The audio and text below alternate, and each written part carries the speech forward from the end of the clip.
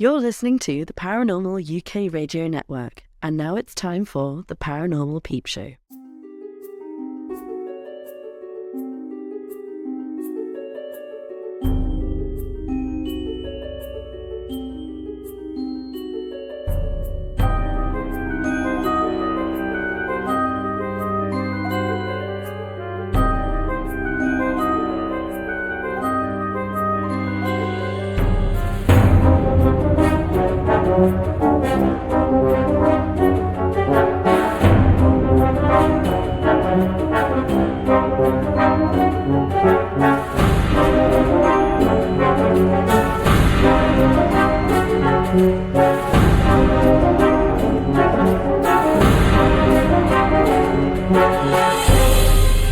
Welcome to this month's Paranormal Peep Show, but this time is a slightly different show. So we have Andy Chaplin out on location doing a presentation to the Essex UFO and Paranormal Group, which took place on Friday, the 6th of June 2025, titled Spirituality, Conspiracy and Circus. And this is a 2-hour special, so buckle up and enjoy the show.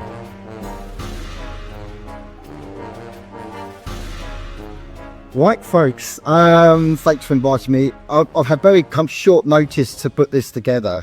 And those of you who are expecting Indigo, she will be doing a full again, but she wasn't quite feeling up for it. She probably will. So hopefully she'll do a different one. But my name's Andy Chaplin, and just to kind of like gauge where we're at, how many people are completely new to anything in terms of woo-woo, ghosts, spooking, okay, it was Susie, fantastic. How many people have actually experienced weird and wonderful things?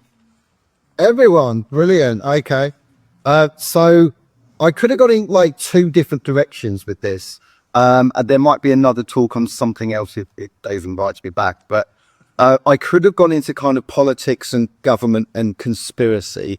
But I think for the moment, as I was sitting down and trying to note all of the things, the weird things that happen in my life, that it's sacked up quite a bit, and I thought actually this is going to be an entire talk just on the things that I've experienced, because like one thing led to another thing, and another thing is another thing, and I probably still haven't documented everything, but I've documented the main things that have happened in my life. So, right, my background: spirituality, conspiracy, and circus. We live at now America's. So my background is I run tuning events, so it could put a little label like this. This is kind of what we do. If anyone does know any kind of pubs or other clubs and social clubs that want psychic nights and clairvoyant nights, then do let me know or get in contact. That's what we do. Psychic nights, clear evenings of clairvoyance. Done a few ghost stars. It's going to come up in the talk actually. Quasi readings, workshops. Thank you. I'm also part of the Paranormal Peep Show, and apparently David is also on Paranormal UK Radio. I used to be. Thank you, okay. And funnily enough, Dave Fodron is still connected, and yeah, I know Dave. He's a good chap, very good chap actually. So I host the Paranormal Peep Show. It's on all of the different things. Neil over here, let's get the laser working. He does the technical side of things, so he records it, uploads it. Apparently, it's on things like Spreaker and YouTube and Podbean and all that kind of thing. Somebody was talking about going to Rendlesham Forest, as they mentioned, and yeah, at the back, yeah. So the Kinsella twins, Philip Kinsella and Ronnie Kinsella, are very into that side of things as well. Rendlesham Forest is a very strange place. I'm not going to kind of spoil, if he does come and have the talk, I'd highly recommend him. I won't kind of like spoil what he's seen and experienced, but it's weird up there. And there's been a person on. Right, let's get into my life. I hope you find this interesting. I'm basically going to run through a few oddities and anomalies and weird things that have happened in my life. If you find it difficult to view, I would suggest maybe kind of like those chairs over there. You might get a better view.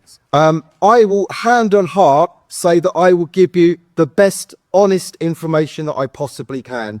I'm not a Christian, and if I was, I would swear on the Bible, but I'm not. But I would swear on my heart that everything I'm about to tell you is from the best of my memory and hand on heart the God's honest truth.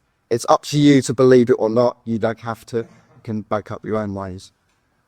So I was born in 1977, and one of my first experiences, some of these I can't get the exact dates or years, so these are approximates.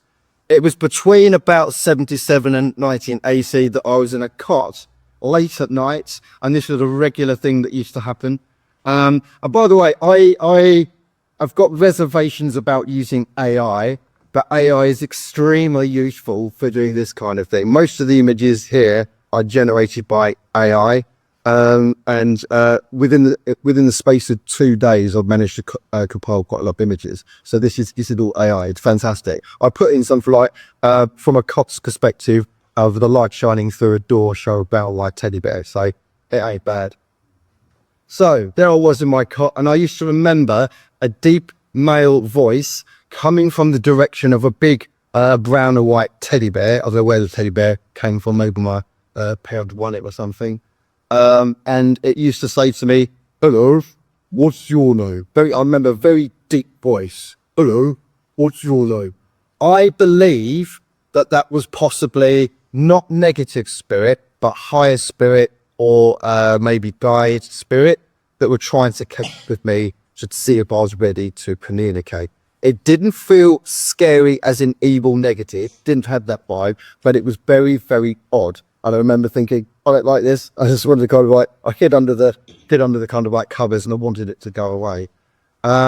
Now in this world, I'm sure you're well aware that within the physical world, we have positive people and we have negative people. We could go into a pub and you could meet some wonderful people and have a great chat, or you could get into a fight with a hooligan. The same applies to the spirit world. Okay. You have positive and negative. Now, some people view it all as negative. Everything's demons. No, it's not. And some people view it all positive. Everything's love and light and fucking rainbows. No, it's not. It's both. As many kind of levels are there as above as below, basically. So I believe this was spirit guide. I believe this one was on the positive level. And I think if I would have communicated and said, "My name's Andy," I think I would have got a dialogue going, and I probably would have turned into the kid from Sixth Sense. I think it would have gone in that direction. However, I didn't, and it freaked me out. And yeah, it basically I'm just going to go away. Right, so yeah. Everyone's seen Star Wars, yeah? You know the Jawas? Okay. I remember asking my mum, and I remember seeing these things. Now, the thing is, it's not quite, it's really kind of difficult to say. It's not quite in the physical world. It was more kind of like, almost like a dream state, but not quite. I suppose some people call it, I think it's either a beta state or delta state, where you're kind of in between this world and the dream world, but you're still lucid enough to know that it's not an actual dream. If you have lucid dreams and kind of interaction with weird things, you will know the difference between something that is lucid and you're aware of it, consciousness aware of it, and something that's just kind of like a dream that takes you on a journey. When this happened, I had not seen Star Wars, even though Star Wars came out in 77. I was too young to see it. But when I saw Star Wars, I thought, oh my God, that's what I saw, the Jawas from Star Wars, but without the glowing eyes. And I specifically didn't, to this AI, I didn't put in glowing eyes because I remember it as glowing eyes. So if anyone would have said, oh, you just watched Star Wars and kind of like dreamt it, well, presumably I would have dreamt it with glowing eyes because they had yellow eyes at Star Wars, but no. And funnily enough, getting into the worlds of UFOs and aliens and that kind of thing, it does turn out that some people do see these troll-like beings. They do kind of like, they're short and they have brown cloaks and they have brown hoods.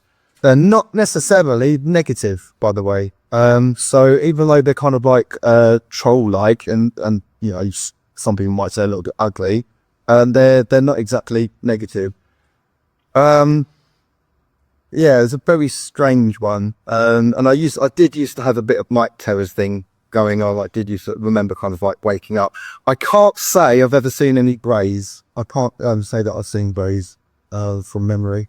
Now, I do realise that sometimes memories can change over time, and I do realise that sometimes we can kind of misremember things sometimes. However, the key things with the key principles do embed themselves in your brain. So you might not remember the smaller details, but you do remember kind of like the general kind of thingy of the what's experienced. Right, the Bunker Shadow Man. This would have been around about 1980 to 87. This would have been, I think it would have been a holiday park, actually. So we used to do a lot of caravan parks and that kind of thing. Used to kind of wet and soggy, usual type thing. And there was a Second World War bunker. I can't remember if it was by a coast. There might have been like a little pillbox. Pillboxes were actually dotted around all over the UK during the Second World War for the Home Guard to use. This one was very deserted. So this AI isn't quite right. I didn't see the shadow being outside a bit. I remember kind of like being with a group of kids. As you do, you go to holiday parks, you make friends with kids. And then basically I remember, I think we were playing a game of hide and seek or chase or something. We didn't have torches and it was very dark in the bunker. But I remember seeing a shadow flicking across. It was a man's shadow or like a human shadow flicking across. I thought it was one of the kids and I rushed in there to say, "Hi, I got you." And there was nothing there. That freaked me out a little bit. Had a good look round. Whether they were hiding deep in the bunker, I don't know. But usually they're kind of like, as kids, you make the noise. You say, "I'm not going to be there." No, just a bit quiet. So yeah. You'll sort of have to kind of like look at the look at the logical and rational explanations for some of these things. It's always good to do that and keep an objective mind, because you can't always kind of like attribute these things to kind of woo-woo type things. So I'm gonna give you the instances that I think are a little bit on the spooky side. It's kind of up to you guys to work out where you want to go with that. Right, this is an interesting one. The AI isn't quite right. Actually looked like that for a second. I think like in the 80s, it was like a mandatory basin haircut. You had to have that like people's kind of style haircut. So I didn't have the glasses, but this was a really interesting thing. So I had a dream when I was in class 1. So this is how I know it's 82 to 83. I was in class 1. And I had a dream that I was sat in the library and I'd been sent to the library for being naughty. And I thought that it was kind of unjustified. And I was given some work to do on a table. So I kind of like was doing kind of like normal classwork at a table. In my dream, library corridor, a blonde-haired girl with blue eyes turns up. She's got a bronze jug of water and she's got a stack of green cups. Now, this isn't quite right. And she was holding the jug and she was holding the beakers. She came up to me and she said to me, "Oh, have you been naughty?" I said, no. And we had like some brief kind of conversation. I can't remember if she sat down or anything she did. And then she kind of wandered off. 2 weeks later, I get sent into the library for being naughty, which I thought was unjust, with some work. And you know that feeling when you get hairs at the back of your neck going up like that? Along comes a blonde-haired girl with a bronze jug. This is where you do remember details, when it's like profound enough. And she had a stack of green cups. And she came up to me and she said, "Have you been naughty?" So I was getting major deja vu overload. I basically dreamt this 2 weeks prior and now it was happening. It's absolutely bizarre. A quick show of hands, has anyone had a similar experience to that? Yeah. And would I be right saying you remember the details, the specific details? Yeah. This is a really interesting one. So although the actual event isn't that profound, like, a girl with a jug of water turning up isn't that profound, the profound thing is the actual fact that your consciousness has somehow dipped into something, found some information for something that you shouldn't know about, that then happens. And this, I think, was probably given to me to make me question reality. So if I'm on a spiritual pathway, which I believe I am, I think, well, I always kind of brought up C of E, and I'm not really knocking Christianity, but it's just not for me, really. But I think things like this were to kind of say, "Andy, okay, you've got this. You're at a Church of England school, but you know what? There might be something else going on. Maybe explore that." This got me thinking for years. How the hell could this happen? How the hell could you have a dream that then comes true? There's so many variables. Like, I can't even, like, even the things like the cup and the bronze jug. Things like that. What in the universe is creating those circumstances for those exact details to carry out? Float you through the window. Oh, yeah. Yeah. Oh, the laser's stuck on there.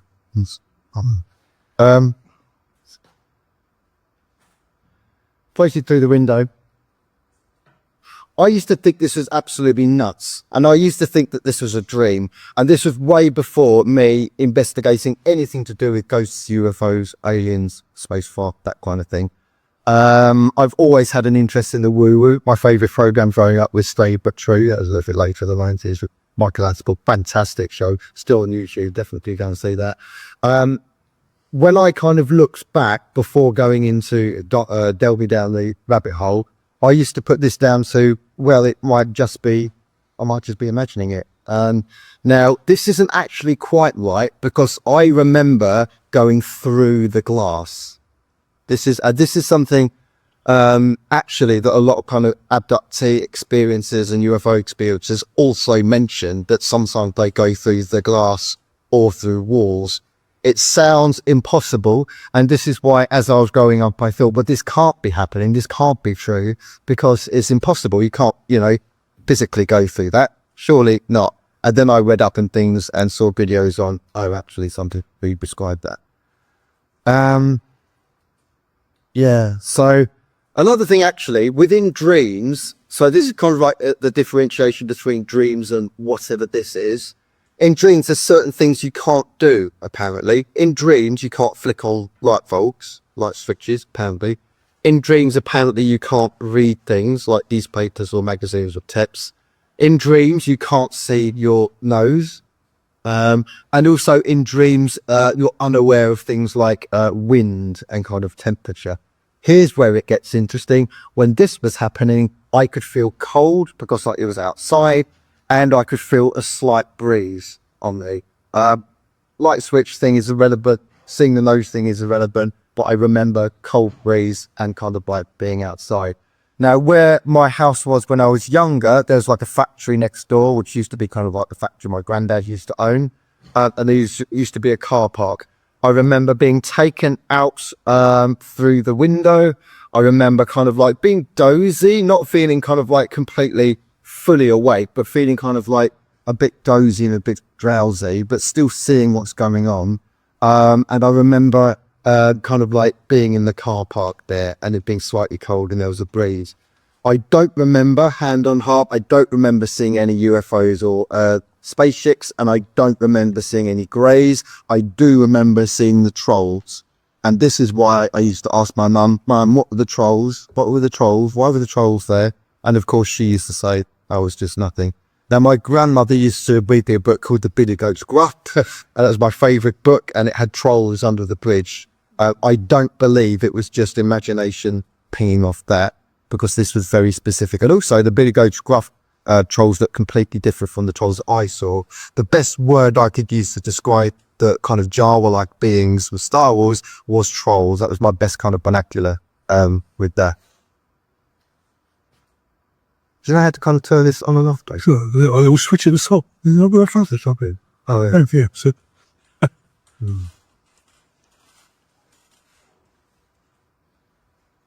Bus. Was ist Blackberry?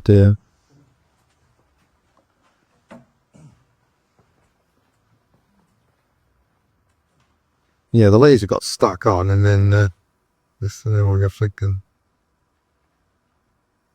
Oh, there we go. Must be kid, maybe. The creepy baldy man. This is a little bit later, so between the kind of deja vu type thing and the floating through the window type thing. And by the way, I don't know what they were doing. I don't remember anything to do with kind of alien probes or anything of that. I just haven't got any memory of that. I'm almost scared to get hypnotized and go back into regression type thing. It would be kind of interesting, but I don't know. It could also be a bit harrowing. Who knows? I do remember this as being quite creepy. So there was, again, it was kind of like a lucid, half dream, half awake state. And for this particular one, it wasn't so much me being dragged outside, but my consciousness, if you like, was kind of like outside. And I knew that outside, down kind of where the pathway in the garden was, there was a group of tall, kind of very bald guys, and I got the real heebie-jeebies. these guys are bad news. I knew that. This was terrifying. This is terrifying. And I just kind of like, you just know this kind of, you know, if you were kind of like walking down the street and you see like a bunch of hoodlums and it's like a dark night, it's kind of like, okay, right, let's just avoid that, shall we? The creepy balding head is around about 93 to 95. I don't remember anything else other than them just showing up and me being freaked out, and I just wanted to get the hell out of there. So that was quite good. I managed to avoid them, I hope. Missing cat and the psychic. Oh, bless him. This is by little James cat. So this is how I got into the psychic side of things. So in around about 1999 to 2000, I got little James cat, bless him. He went missing, and I just kind of thought, I was always into kind of the spooky room side of things, but I thought it'd be quite, I don't know, it was like a last resort to go and see a psychic, actually. She was a very good psychic in Epping. I'm not sure if she's even still with us, because she's barely come back in a older year, way back then. What was interesting is that although she didn't really pick up on him, it was a difficult one. She thought he might come back, but what transpired was it's really bizarre. There was a very similar looking cat just after this that used to hang around, and you'll notice kind of like a little beard type thing going on. Little beard there. This cat was almost exactly the same, black and white with a little beard and the nose thing. It turns out that it wasn't the same cat. I believe that the psychic was kind of like tuning in to seeing a similar cat. She thought it might be him, but it turns out it wasn't him. Just a very kind of like almost identical cat, which is weird in itself. But she told me things that kind of other things, not just about the cat, but things that came true in my life. I actually can't remember the specifics, but it was things that kind of like I spoke kind of 2000, 2001, 2002. Looking back, I was thinking, oh, that came true. That came through. That's interesting. That came through. And that kind of sparked me off, kind of like down the lines of spiritualism. So I actually kind of joined two circles, one in Chesham and one in Hoddesdon. And I joined what's known as open circles. Most of you guys know what open circles is, I'm sure. And that's how I kind of like got into the whole psychic thing itself. Back in the days of internet dial-up, I actually started off going to kind of psychic chat rooms just for fun. And that was quite interesting. So there's, I forget the names of them, but you could go into chat rooms, you had to dial up, and you couldn't actually see the person that you were kind of talking to. It was very, very basic. It was just literally kind of text and chat going on. And somebody actually challenged me and said, can you do me a reading? And I thought, I can't do a reading, it's a chat room. But weirdly, like I just kind of like, almost, I shut my eyes, I just said, relax and breathe and see what we get. And I did that, and I was beginning to get images, and I was beginning to get thieves coming through. And it turns out the things that I was getting, the people were confirming. So whether it was names or whether it was kind of like, I used to do a bit of remote viewing actually. I used to kind of like dip my consciousness into their lives and kind of see what's going on, where they're living, and all that kind of thing. And yeah, that's quite interesting. So that very much got me down the psychic side of things.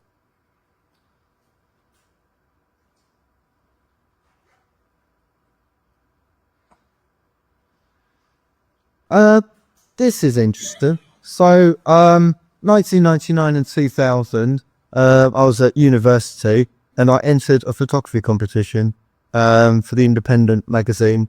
I actually got a commendation. Didn't win it. I didn't get first or second, but I got a commendation. I think I won a camera from it as well. This is what I took a photo of. Street cleaner.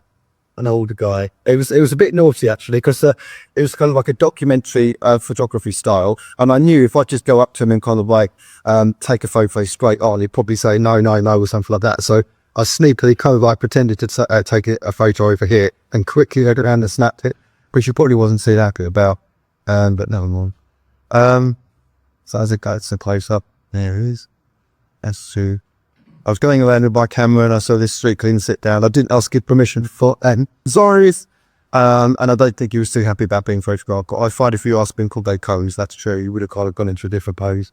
I prefer black and white, the more powerful images of depth. How does this relate to this? This was a street cleaner in Hoddesdon in Hertfordshire. He was there for almost every day, or like whenever I go to the market or anything like that, go to the shops, he was there doing his street cleaning until one day when he wasn't there. Now, because I won an award for this, I actually printed this out and I blew it up and I put it on the wall in my room. So I was quite proud of it. I'd be still quite a good shot. So imagine that, kind of printed out on my wall. This little James cat, bless him, one night in the darkness, sprang off my bed. This was before he went missing. He went straight under that image there, straight under, and he was just looking at it. Just looking at it. And I thought, you're picking up on him dying, aren't you? This little fussy cat, I believe, picked up on the spirit of that guy.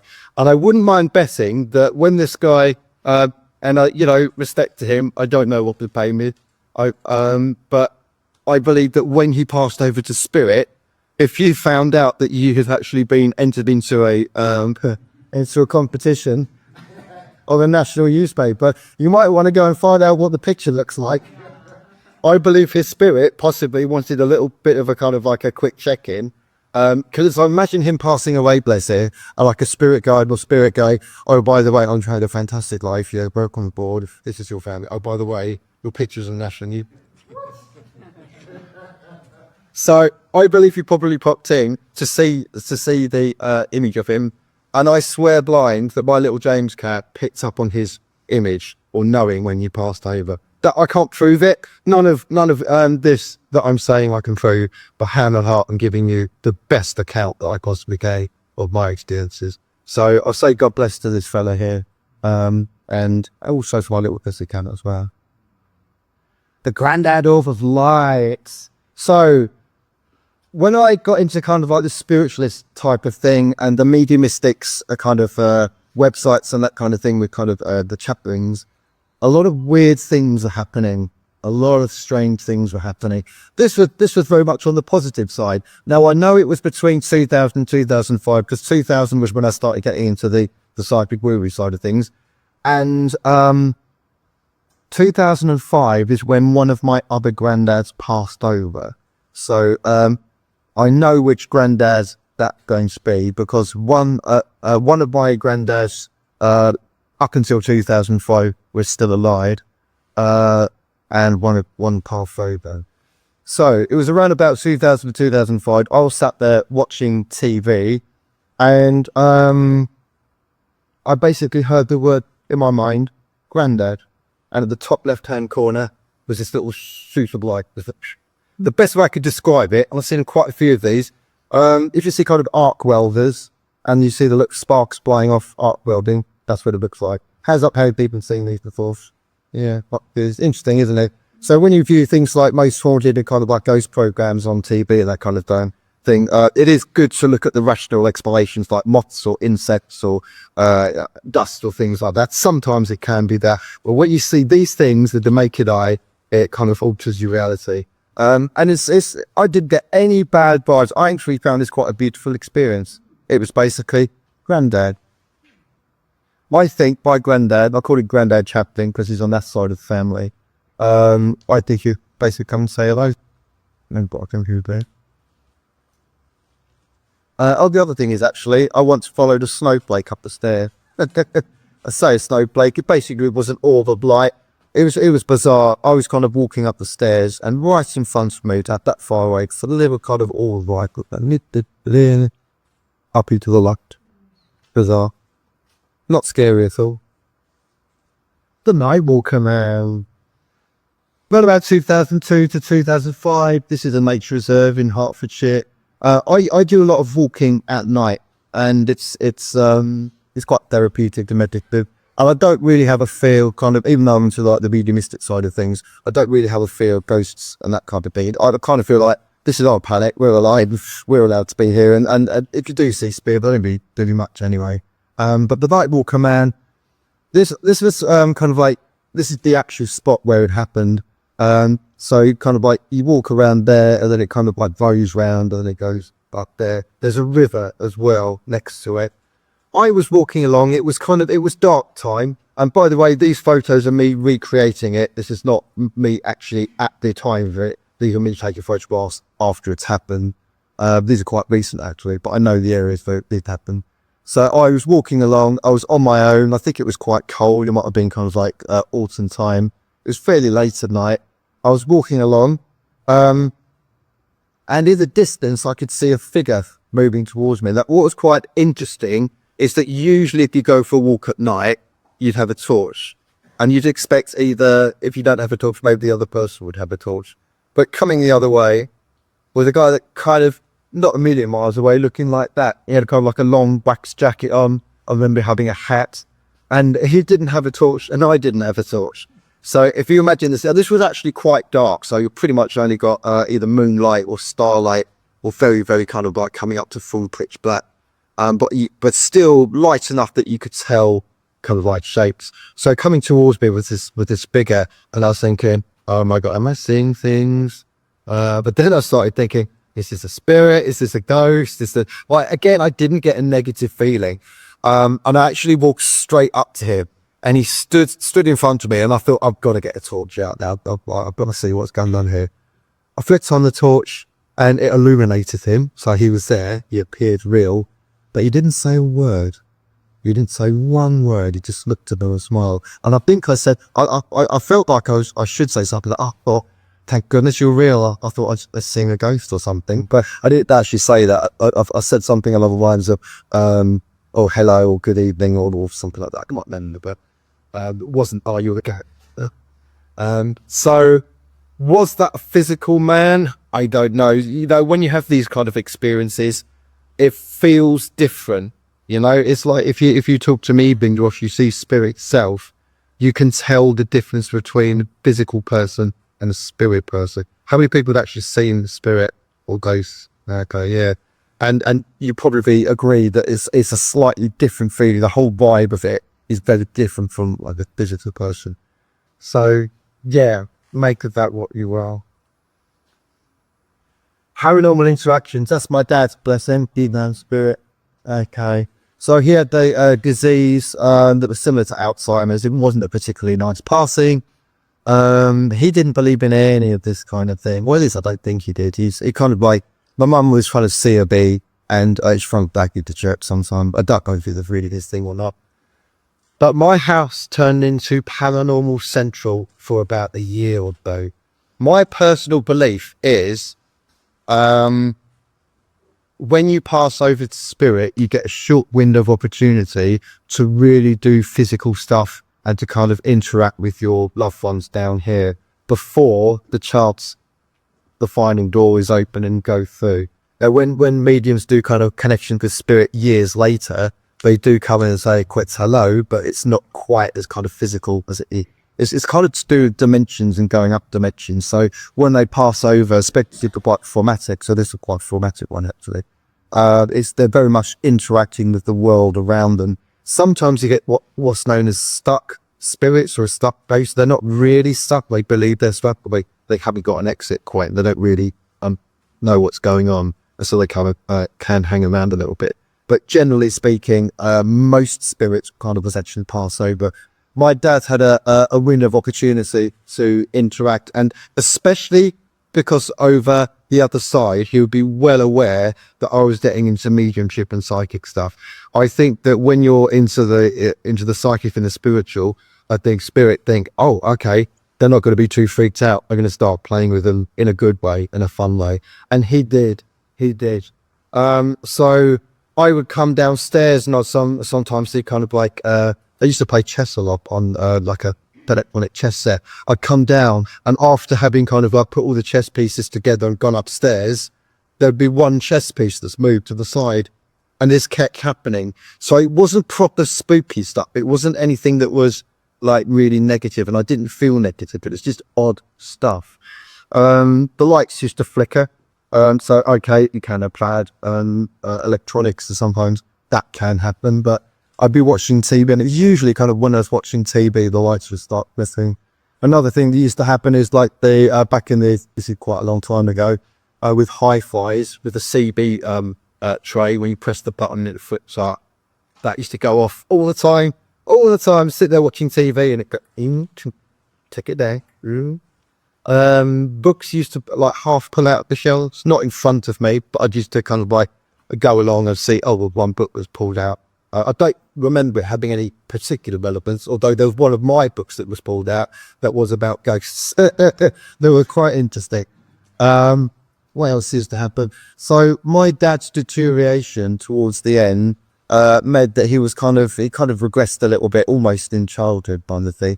And so he was surrounded by kind of fluffy toys and that kind of thing. There was one particular cat toy that he had where you press the paw and it used to go to do do do do do do. It used to play a song, and that would only play if you pressed the paw. There's no other way of pressing it. There's no device like this to actually get it going. You had to press the paw. That was going on constantly, all the time. Again, I'd be watching TV, and it'd be just, I don't just spend my life watching TV, but for some reason, I think maybe because when your mind is kind of like engaged with something and you're not thinking about things, spirit can kind of like interact and kind of merge with you. So, and none of this was negative. I did have some negative things happen, but nothing to do with that. When you're delving into kind of like the mediumistic side, you will brush up against some things. I've had what's known as dreaming bathers. I remember, this is a really bizarre one. I remember like a very kind of stereotypical Scottish guy with a tartan kilt and a sporran and like big ginger hair, and it's just ridiculous. This is why it's called I include Circus in the title of this talk, because it just gets crazy sometimes, mental. And this Scottish guy in a kind of like a lucid dream type state kind of put his hand out and he was kind of smiling. He was like, shake my hand. And I thought, I really like you, mate. And he was like, shake my hand. And then he was getting more aggressive, shake my hand. And then as I was kind of like in the spiritual community, I was in contact with my guides, and my guide is Alan. And I said, Alan, can you get me out of this? And boom, I woke up out of it. I would say to you, if you ever get any negative dream interactions, and if you work with your guides, ask your guide, can you get me out of this? And usually 9 times out of 10, I will get you out of it. Might be a bit at the start. It might be a bit like that. But they'll usually get you out of it. So there is positive and there is negative in the spiritual world. Try if you can to interact with the positive. This was probably the most fundamental, profound thing that's ever happened in my life. And it looks so inconsequential, but it was just mind blown. So my dad, he was kind of into everything to do with marines and water and aquatics and boats and harbours and sailing. Very water oriented. That's where the kind of the Chaplin family surrounding kind of water and things like that. And we used to have a dolphin fridge magnet. This is a Photoshop reconstruction, but it was pretty much a fridge magnet like this. I used to come downstairs and I used to notice in the morning that this fridge magnet was at a slight angle, and I kind of chuckled to myself, is that Dad doing that? And I'd correct it. And then I'd come down the next morning, it's at an angle again. I'll correct it. You could logically, and you do have to look at the logical things rationally, you could think maybe someone's opened the door and they've shut it and maybe it jolted a little bit. So this kept happening until I go running a lot sometimes. And when I go running, I come back and I kind of put a meal in. This would have been around about 10 o'clock, 11 o'clock at night. There was no one kind of like in the downstairs area or the kitchen area. Well, Mum and my brother were asleep upstairs. They were nowhere downstairs. I was in the kitchen and I had just corrected the dolphin fridge magnet. I had just corrected it. Notice it is in the middle of the fridge. Okay. I've got some rice pudding. I go up to a microwave, open the microwave. Swear on my heart this happened. I felt 3 tugs on my shirt. 1, 2, 3. Then I heard a click of metal, and that had happened. Now, sorry, if there's any skeptics who think, oh, well, it doesn't really exist, it's just your mind, you're just delusional, well, it could have just kind of like, the lorry might have gone past them, jolted them, but no, sorry, that was about an 8-inch movement. It had gone from there to there.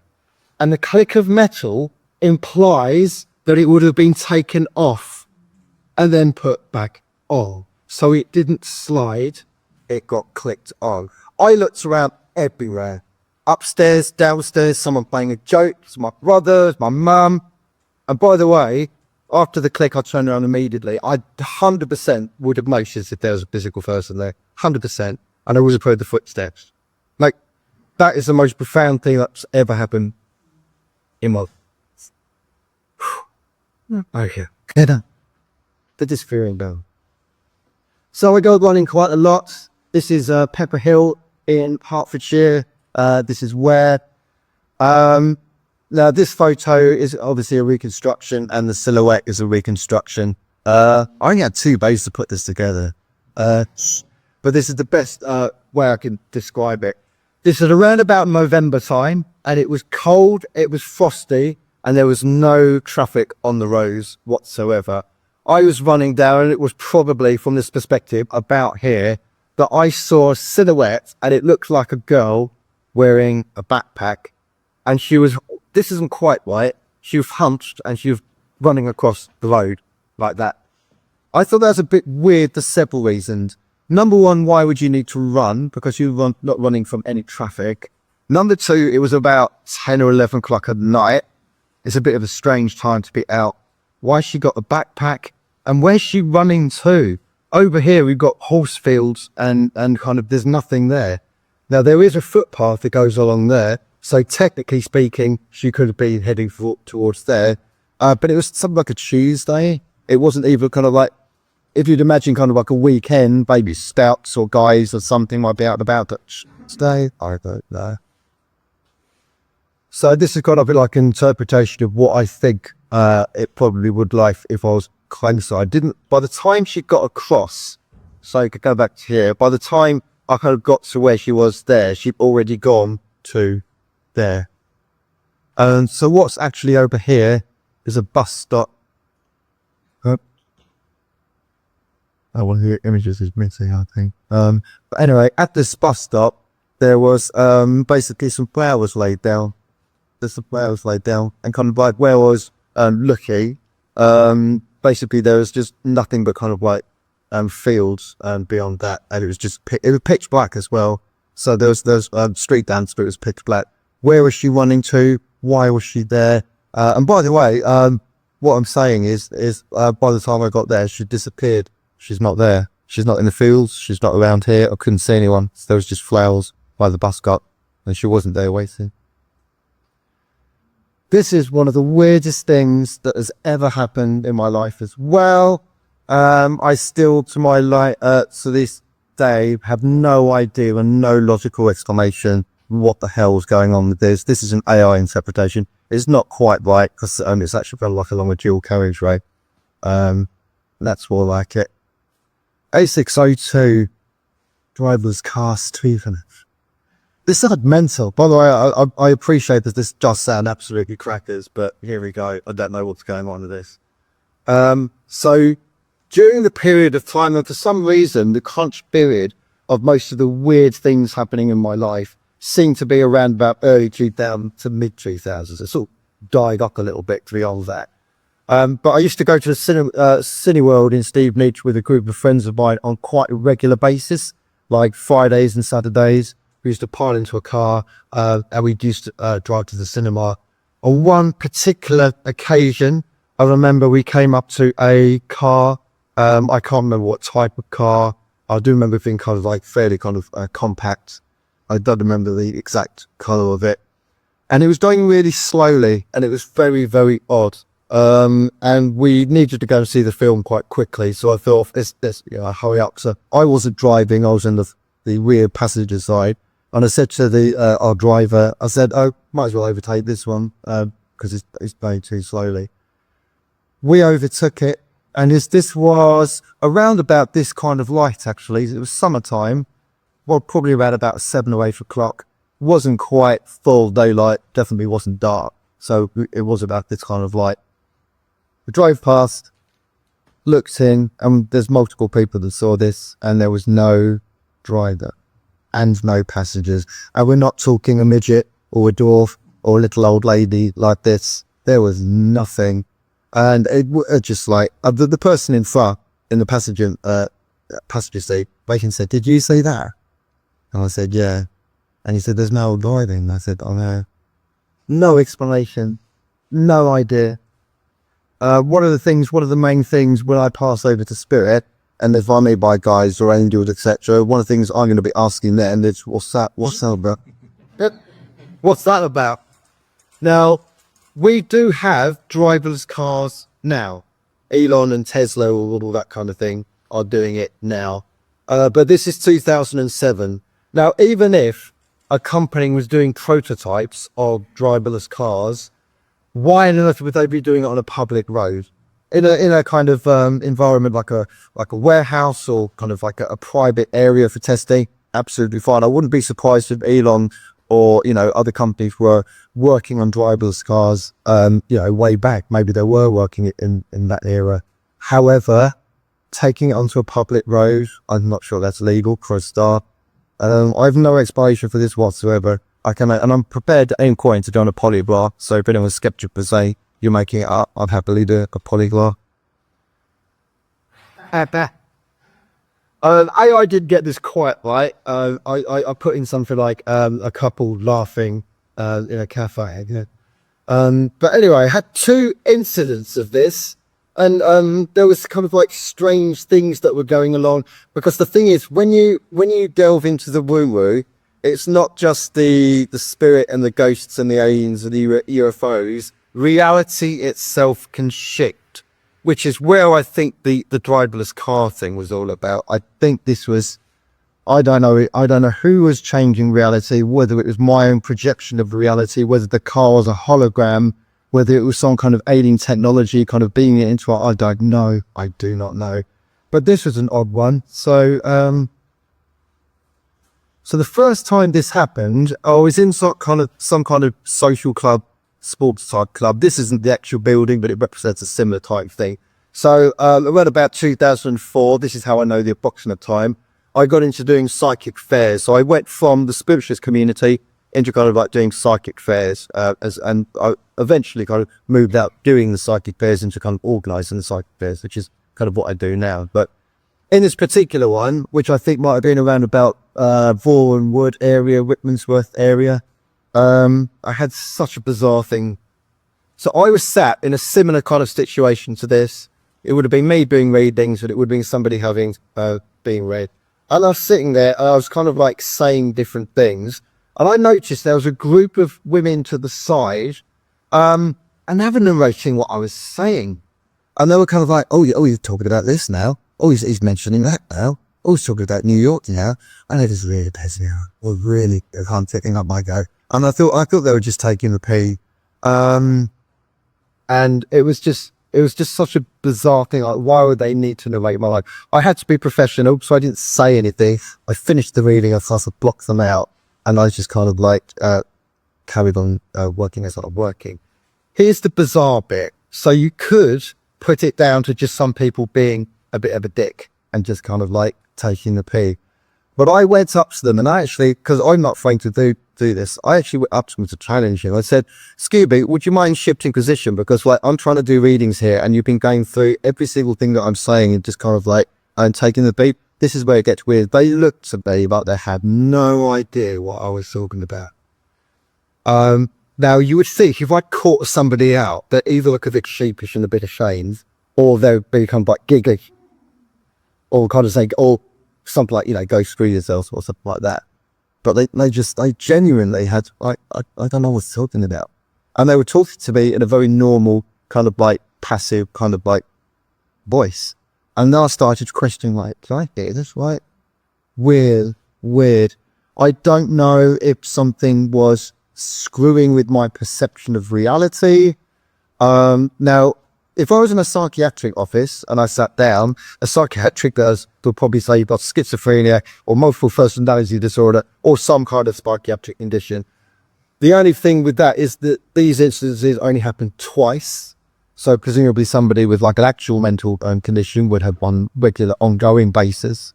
But this only happens twice.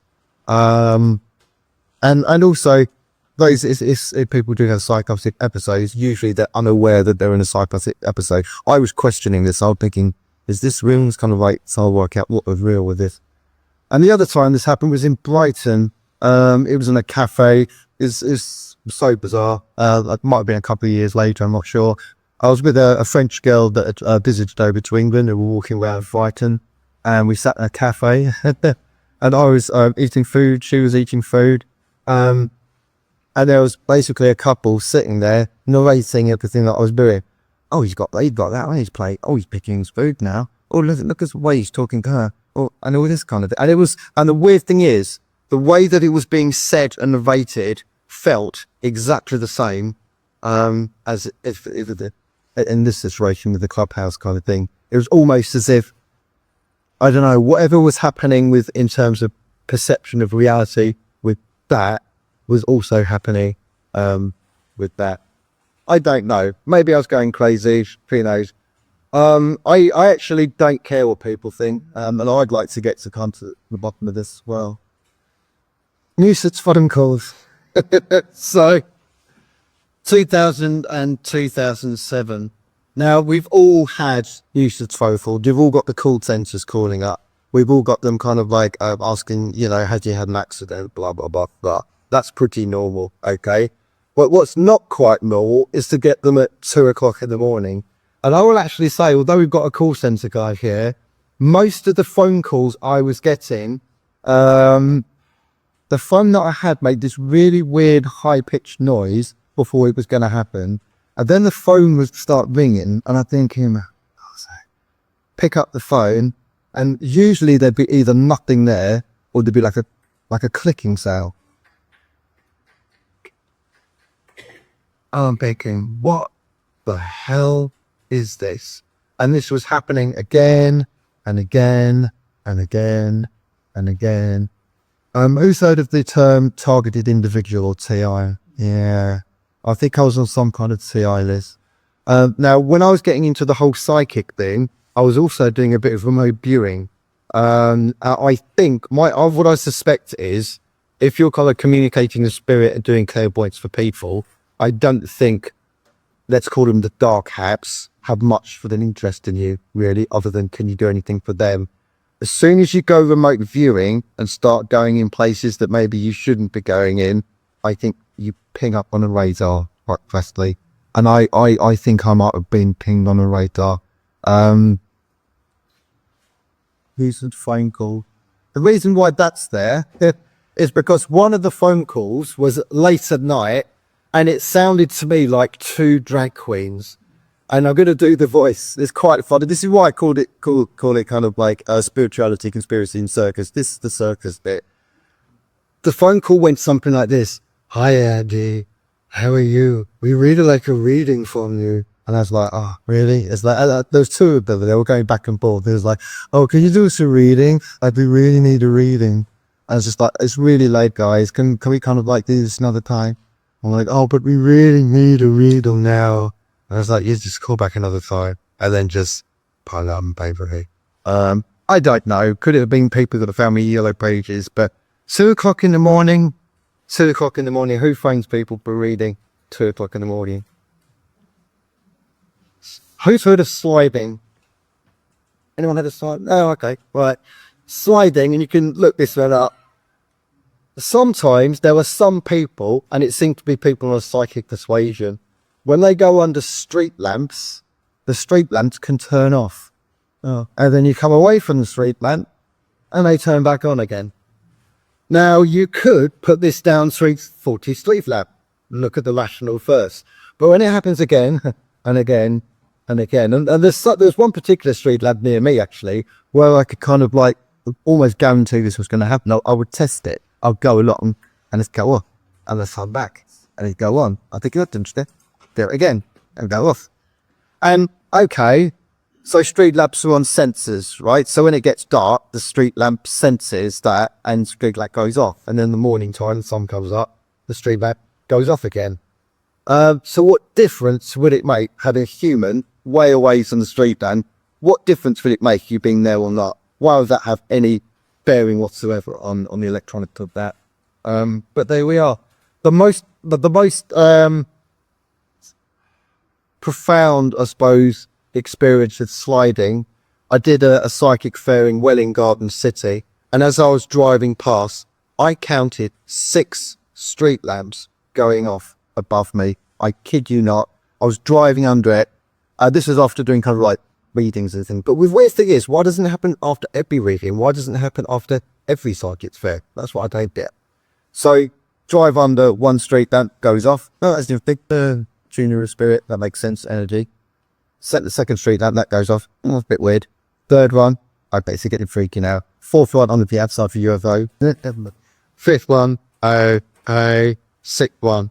This is just mind blowing. Mind blowing. And then from then on, beyond those ones, all the other street lamps were absolutely fine. Don't know what's going on there. Very strange. Yeah, this is part of the TI thing. I would go jogging, I'd go running, and there'd be cars coming towards me, flashing their headlights at me. And sometimes there'd be kind of jobs shouting out the window. And you can imagine, okay, yeah, you know, that's kind of like what young lads do sometimes, but it's happening again and again and again. But also, when I was out personally driving in my car, I would have people tailgating me and flashing their headlights at me. And not only that, was I would be driving and people coming towards me would also be flashing their headlights at me. It got to the point where I was pulling my car over to the road and checking out whether, you know, is there something wrong with my car? Are they flashing in terms of kind of like, have I got a brake light out? Have I got an indicator out? What's going on with that? Very strange. Right, is that our cue for a break? I think they're about due a sea break. Right.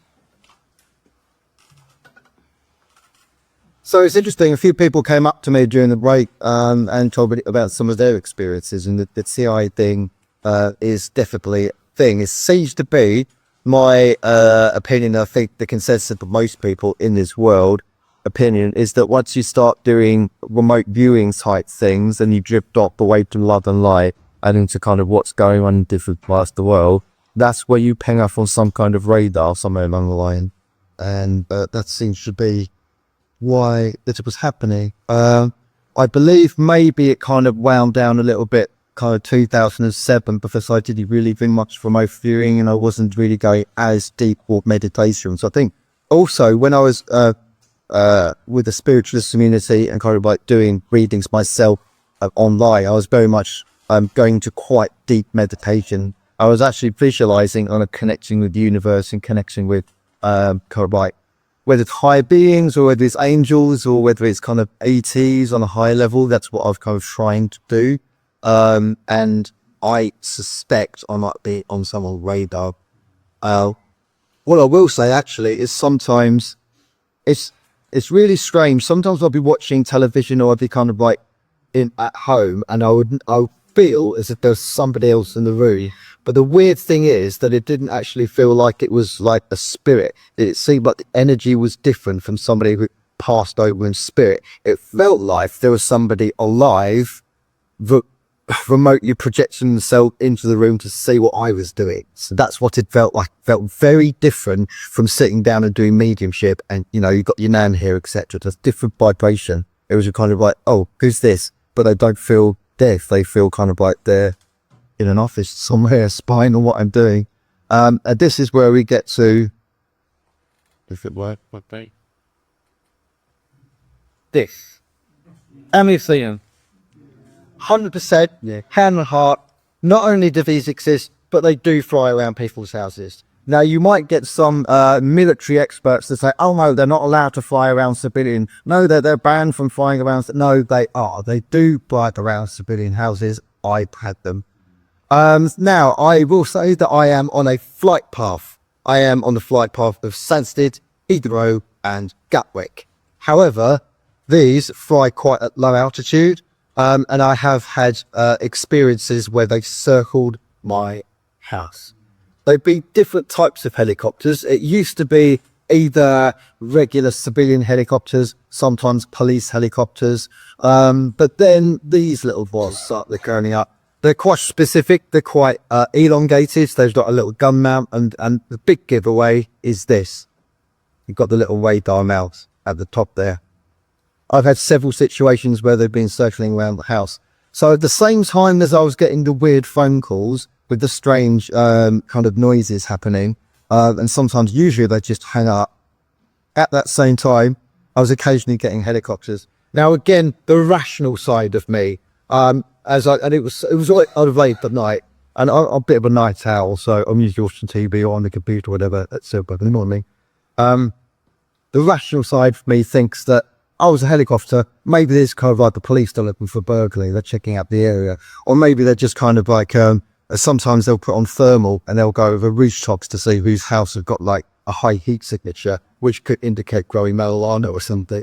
They do that. Apparently in wintertime, a big giveaway of marijuana growers is their roof has no snow on it. So the logical side of me thinks that. But then it was happening again and again. And again, and I'm thinking, well, how many people going missing late at night in this area do they need to keep sending out helicopters for? For civilian helicopters, apparently like a paramedic helicopter or police helicopter, I'm told the cost of running it is something like £1,600 per half hour. £1,600 per half hour. What the hell are you buzzing around my house at £1,600 on taxpayers' expense? For what? Well, this is where we're getting to the TI something. I suspect there is some kind of division, there's some little black military operation that is keeping tabs on people like us. People who are, I mean, this is where it goes into play on well. I've actually bought, this isn't like, if people are watching this from the government or whichever little department is sending these around our houses, that is for you. Right? Clowns. So what is the purpose of it? I think the purpose of it is to intimidate people, to stop people from talking, to shut people down. Well, that worked, didn't it, Bakes? I think it's to get people to kind of perhaps go a bit crazy. I actually think the incidences where I've had the narration thing going on, I think it's to try and drive you nuts. I think it's so you end up thinking, are you crazy? Do you want to check yourself into the mental institute or something like that? That actually brings me on to something else that I've not put on here, actually. One of the weird phone calls I got, so this would have been circa 2000, 2007, that sort of era. One of the phone calls I got was around about the afternoon time. And it was a guy who I would say has got very much mental conditions. Okay. He was genuinely psychotic or genuinely schizophrenic. The way he was talking was like this. I'll give a demonstration, and this isn't to kind of like denigrate anybody that's got a mental condition. It's not about that, but I will give you a demonstration of what he sounded like on the phone. He was like, oh man, no, there's like the government, man, they've got like radar and they're like tracking everything we do. Like you've got to see what's going on, man. They're tracking everyone. And the way he was talking, like speech pattern, what he was talking about was very much kind of, this is where it gets really weird. It was very much on the conspiratorial level, but at that point in life, number one, I had not put anything out there in the public that I was into anything to do with conspiracy. But what I was was delving a little bit down the road of the conspiracy. So I was looking at things like Alex Jones, David Icke, Jordan Maxwell, etc. I was delving down that road. I was also delving down the road of kind of ETs, reptilians, greys, etc. I started off in around about 2000 as everything's love and light. Everything's rainbows and there's angels and it's spiritualism and your nan loves you and all that kind of thing. And it was quite a rude awakening and quite a disappointing awakening. So I actually realized there's a bit of a darker side to this as well. So at that time, I also got this weird phone call that was talking about things from a guy who obviously got mental health conditions, talking about things that I was looking into. And I thought, how? Why? Where did he get my number from? How would he know that I'm into this kind of thing? What's going on here there? Now, you're probably aware of 1471. He pressed that, threatened BT, and he calls back. after the phone call, I wasn't rude to him. I'm not rude to people. I just said, oh, that's very interesting. Thank you. Phone call ended. I did 1471. Guess where it went through? Psychiatric unit. The first who answered it was a receptionist lady. I said, I don't suppose this is a psychiatric unit, is it? I said, yes. I said, I think one of the patients might have 4 meters about, so that was it. Where'd they get my number? Why does he call me? Out of all the people, let's say I'm in the phone book. Why did he go for my number to call me? Was it the universe? Was it spirit helping him in some way? Was it him tuning? I don't know. It's a very strange one. Yeah, helicopters at 2 a.m. I'm not going to ruin Indigo's talk, but she has got a talk at some point here, so I'm not going to go into the experiences that she's had, but I may drift into shared experiences that both myself and Indigo have had. I've known Indigo since probably about 2015, and we're friends, and we've had some odd things happen together at the same time. One of them is the bloody helicopters. So it would have been an afternoon. I don't know what year it is, probably within the past 6-7 years. I lose track really. And I had noticed, I think I'd come back from airsoft. So I do airsoft, which is kind of like paintball, and you dress up in military stuff and you know, shoot each other with cluster pellets and stuff. It's great fun. It's a good swing shot from all the conspiracy and the spiritual stuff. Okay, so I come back and I kind of like, I'm unpacking my stuff and getting everything kind of out of big bags and stuff. And I noticed one of these buggers flying around outside. And I'm thinking, really? And this was like very, very close to the house. And it was very much kind of doing a circle. Now, Indigo, at that point, lived about 2 miles away from me. So I was in one place and she was 2 miles away. That helicopter, and I watched it, went from my house and I could see where it was going. It was heading towards her house.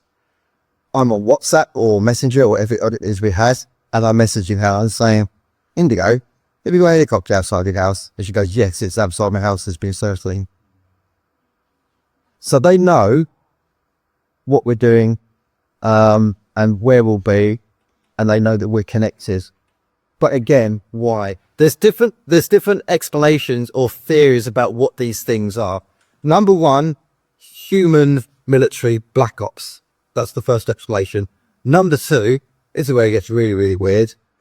Possibly holograms created by ETs to make us think that they're helicopters, when it could just be a little silver orb, but we're looking at it as if it's a helicopter, which could be the same thing as the narrations of my life and things like that. Is there some entity or entities projecting that into my mind, making you think a group of women is talking about me, narrating my life? Go up to them, they have no idea what I'm talking about. Possibilities. The thing with the flashing headlights as well, I'm wondering, because there's two possibilities with this. Possibility number one is there's some kind of sad, pathetic military outfit that is employing people and basically saying, this person's going to be on this road at this time, flash your headlights though, which kind of seems implausible. But what? I know spies and police and kind of like they trail people and they follow people, but really? The other possibility, could it be there are some forces or entities or energies that are for somehow hijacking people's, are there some people who are hijacking people's consciousnesses as they're driving, making them flash the headlights and then jumping out again, almost like semi-possession? So imagine, do you know what? When you're driving, you're in a different state of mind. Did you know that? So they've actually tested this. When you're driving, it's like your regular consciousness switches off. And by the time you get to the destination, and it's like, you don't even remember the journey, you're on autopilot. What a fantastic frame of mind for something to jump in and take over for a bit. And it could even just be momentary. So somebody's driving along, there's an entity that wants to flash headlights at this person just to annoy them or whatever pathetic reason, and it is pathetic. Jump into this person driving along, get to flash the headlight, jump out again. They don't know what's going on, they're carrying on, and the person being flashed act is like, bloody hell's going on? that's an explanation. That I'm veering more towards that as a possibility than an actual government agency that is employing people. You kind of would have thought at some point somebody might have spoken up and said, yeah, I'm being paid by the government to go around and avoid people and kind of flash my blood to people. I don't know. Unless they signed an NDA, or unless they're under the penalty of like death or something. You know, who knows? But I don't know. I'm always looking to kind of like different possibilities with this. Yeah. So yeah, here they are. This is actually what I've been seeing, and I put ongoing because this is the far less common. I think the last one that I saw was with indigo. They're far less common now, but certainly kind of the early 2000s, they were really quite everywhere. Another shared experience with indigo. Right. Between 2018 and 2022, I get a call from what sounds like possibly an Indian call center or something like that. But it wasn't asking me like, do you want to buy car insurance or have I had an accident or anything like that. It basically says, are you okay? And I said, yeah. Are you sure? Yeah. Really? Yeah. Okay. Odd telephone call. Fine. Not a problem. Weird things. Maybe got the wrong number. Indigo messages me. She calls me. And something really weird happened. I got like sounded like an Indian guy asking if I'm okay. Asking if I'm sure. Okay. Somebody must have known both of our mobile numbers at the same time, know that we're connected, called us more or less one after each other. Myself and Indigo, we do not go around sharing our mobile phones with everybody. It is on my leaflet as a possibility that might have happened. I don't think Indigo shares her mobile with people. I don't know. It's an odd one. It wasn't even really a message. There wasn't selling anything. It wasn't a scam. It wasn't anything with car insurance. It was just, are you okay? Are you sure? It's an odd one. I don't know. CI stock gets weird. This is why we've got the clown horn and why it's called Circus, because it just goes mental sometimes. Right, let's go in a slightly more spooky direction.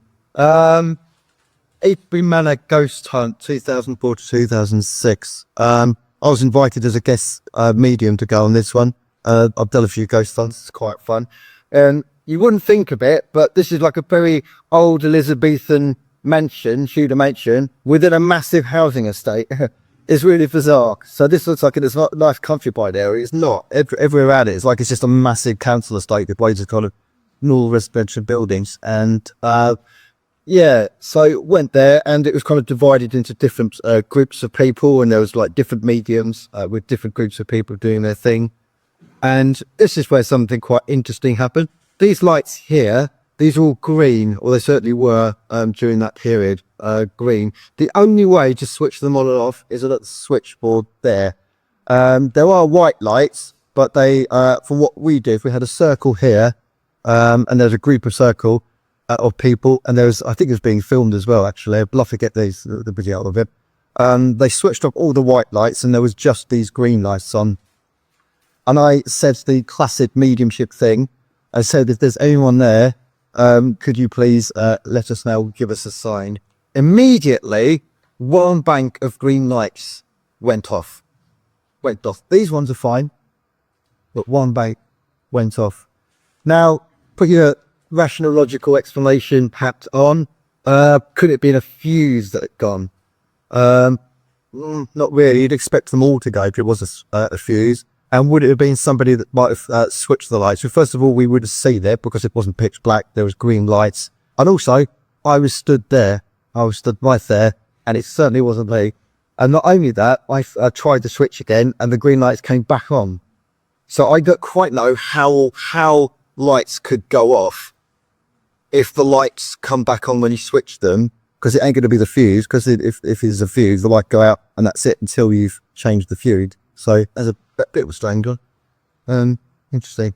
Not much else happened with that one. I will say, actually, I think there's kind of 3 floors to this. There's another level up. One thing that was quite interesting, actually, we had a group of people, and I was kind of leading the investigation. Now, I personally, when I see kind of haunted shows and ghost shows, I personally try and veer away from the negative. So when you get shows, whether it's kind of most haunted or similar type shows, what they want is the thrills and the spills and the scares and the jolts and the odds demons kind of thing. I find it a bit boring. It's like, okay, you're negative, get over it. I actually more interested in the history of side of things and connecting with positive spirit. Actually, that's kind of like where I'm more interested in going. And within the little circle that we did upstairs, I actually got people to sit around in the circle. And I kind of asked people. We did like a protection prayer and kind of visualization. I asked the people in our group if there's anyone who would just like to flow with anything, or if they get any messages or anything that comes across. And there's one guy, and he's never done this before. He started channeling, I suppose, a lady connected with the house, and it wasn't "boo, get out, you're gonna kill you, die," and all that kind of thing. I get bored by that, and I really do. This is a very nice lady, and she started talking about the house, and she started talking about her life there, and come by some of the connections there. Could it be proven? I don't know, but it was absolutely fascinating. It was a positive experience. He felt it was a very positive experience, and I actually find that more interesting than kind of like going around with gadgets and gizmos and kind of like, kind of setting off EMF beats and stuff. I find the information, or whether the information checks out, personally, I find more interesting. Henrik's hairdressing goes on. I know the year a bit because it's on YouTube. So the back of these leaflets, there's the QR codes for Facebook and YouTube and blah blah blah. So if you go on the YouTube channel for Tune In Events, you'll see I was involved in a video actually called The Phenomenon, I think it is, by somebody who asked if I could go along as a guest medium as he filmed it. I think it was like a student project or something like that. But anyway, he was filming it, and Henrik's and the film camera, when you view it, it's got the date of it, so you can see. Interesting, this is a hairdresser's, allegedly quite haunted, and there's me a bit younger, still got the piercing. 2 levels of it. There's like an old kind of staircase that goes up. I think the most significant thing with this, most ghost hunts, actually not a lot happen really. It's you can be involved with the ghost hunt and it could actually have nothing happen the whole time. Or if you're really lucky, it could all kick off and be like that all evenings. Very much kind of like a mix. I'm suspicious of ghosty shows where things happen every single episode. I could understand from a director's and a producer point of view that you can't create a show based on nothing. Can you imagine kind of like doing a show in 24 hours, you're locked in a haunted location and nothing happens? And the budget for it as well. Imagine the cost of kind of all the staff and the hire and everything. So you've got to have some kind of footage. So this is why I kind of suspect some ghosty show might slightly be making some stuff up, but I don't know. But when I go, I'm very honest with this. If I get something, I get something. If I don't, I don't. But this was interesting. We were in the top section of it, and if you just imagine like a sort of a corridor type thing, and there's a group of us, ghost hunters, I suppose you call this. We were in one end, and I asked if there's any spirit there. Can knock 3 times, and we got it. And you can hear it off video, and I swear as well, it was not in our group. So this was about the length of it actually. Our group was here, the knocking was coming over there, and there was nobody over there. It's only a little thing. I mean, you hear knocks and taps all the time on one of the spooky ghost shows. But you always wonder, is it the cameraman? Is it kind of somebody playing up? But when it actually happens to you, it's quite interesting. It's quite fascinating, actually. Other than that, not much else did happen. Actually, something did happen. There's like a little beauty salon bit at the top, and there's some signs on the table. They kept falling down, and we were kind of trying to work out, was it local traffic vibrating, or was it kind of us walking? Or kind of, and the ghost investigators were actually jumping up and down next to the table, trying to get it to topple, and it didn't topple. But we'd go away again and we'd find it on the floor. George Hotel Ghost Hunt. I forget where this is. I forget the town of it. But that was a ghost hunt that we did. Again, not much happened except one thing, which is quite mind-blowing. That. Now, I was there when they took that photo. I don't know what that is. So this is the bar area. It's a bit difficult to see because of the image quality. You've got a human here who's kind of like leaning on it. This is the bar. This is the top brief bit. These are the lights. These are the drinks that possibly a manager or something. This is where people are actually sat. And I didn't take this photo, but one of the investigators did. And it's not a case of double exposure or Photoshop because he took it and immediately showed it to us. He said, oh, that's a bit weird. Look at that. And this is way before filters. So the thing is with AI, it's great and lovely and fun and everything. But these days, it's very difficult to see what's genuine and what's paranormal because there are such things as apps with filters. You can get AI to add things and generate things and manipulate things. So it's becoming increasingly difficult to see what's a real UFO photo and what's like a fake one. But this is 2011. This is before things like that. Technology was still fairly basic. That little, I mean, it's like a classic ghost, isn't it? So this particular George Hotel has got the grey lady. I don't always a grey lady, but this is the grey lady. And it wasn't there. So as some people might say, oh, it's a coat that's flown off or someone's thrown a tissue or something like that. No, it's not. And there are photos without that. So you've got the bar without that, and then there's a photo with that. So it's not something, this is kind of flown off. Right.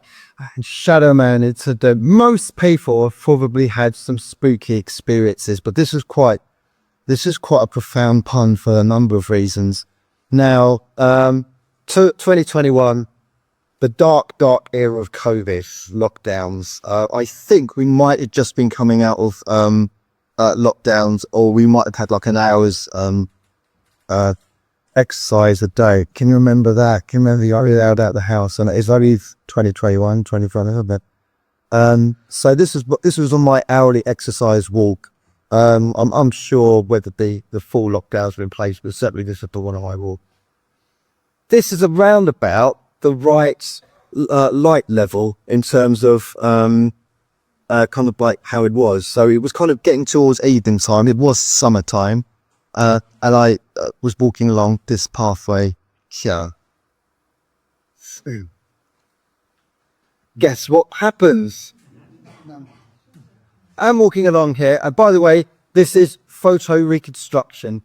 When this happened, I was not recording it, so this is me retracing my step, and that is a photo of a helicopter that I cut out and pasted there. This is a reconstruction, because you get some people say, "Hang on, I was making it all up." No, this is a reconstruction. Okay, so, but this is the route, and this is the area where it happened. It's near Hoddesdon.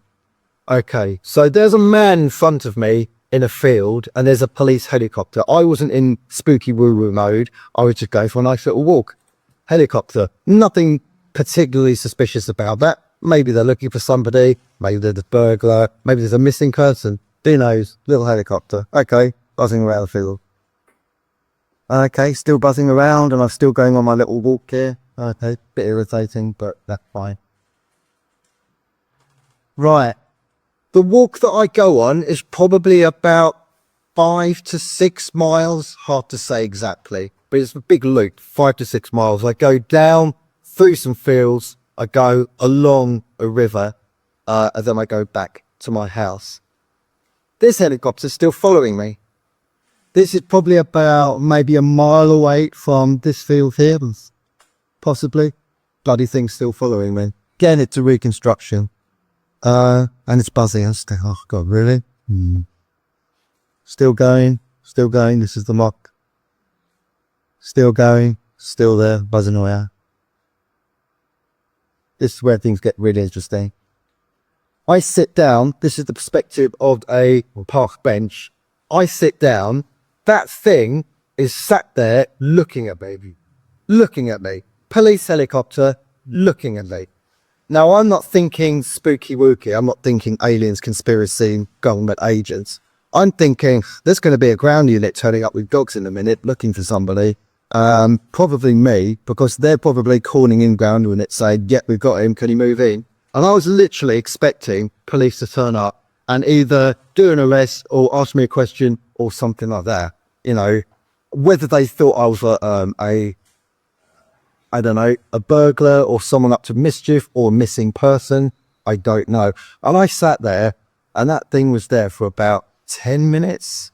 10 minutes. And I just wanted a meditation. This is my regular meditation spot. And I quite like this little meditation spot.